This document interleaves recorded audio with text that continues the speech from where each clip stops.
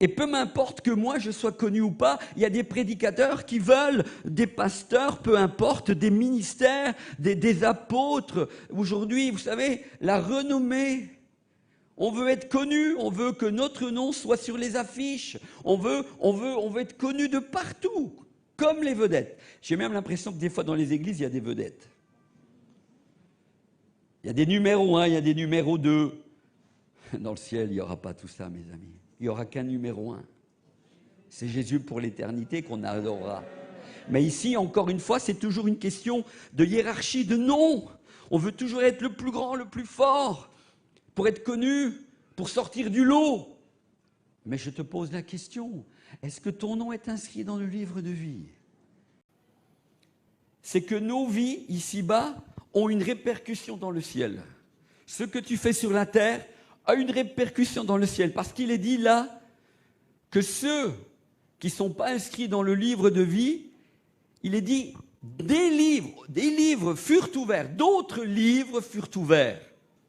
Et il est dit que ces autres livres qui furent ouverts, les gens vont être jugés selon ce qui est écrit dans ces livres, de par leurs œuvres. C'est-à-dire, toute votre vie, en fait, elle est enregistrée, on pourrait dire, comme sur une cassette vidéo. Mais dans le ciel, c'est des livres.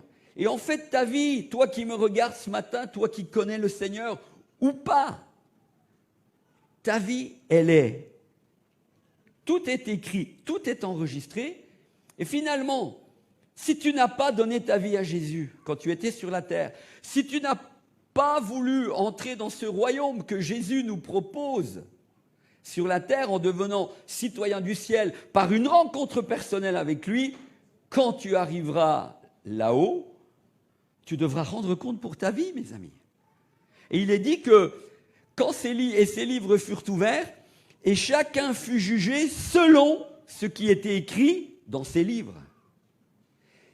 J'ai 60 ans, c'est déjà beau, mais même si je vivais jusqu'à 80 ans, regardez, 80 ans dans l'éternité, c'est un petit bout de rien du tout, mes amis.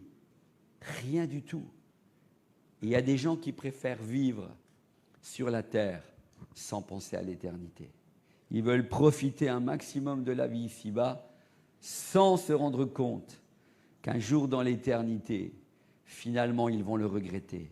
Parce que quand je parlais de cet homme, quand on arrive comme ça devant, et qu'on lui dit « ton nom n'est pas inscrit dans le livre de vie », les gens vont se souvenir qu'à un moment donné, ils avaient entendu parler du Seigneur. Ma tante, ma maman m'avait parlé, mon copain au boulot, mon copain au bureau, le Premier ministre où j'étais là-bas, il y avait un chrétien, il m'avait parlé. Ils s'en souviendront.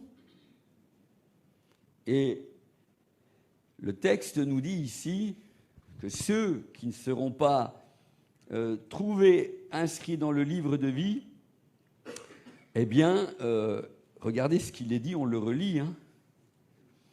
Quiconque ne fut pas trouvé écrit dans le livre de vie fut jeté dans les temps de feu. Ici, les temps de feu, c'est l'enfer. Et finalement, le 14 mars 1981, je décide, cette fois-ci moi-même, de devenir citoyen du ciel. Et j'ai 3 nationalités. Je suis d'origine portugaise.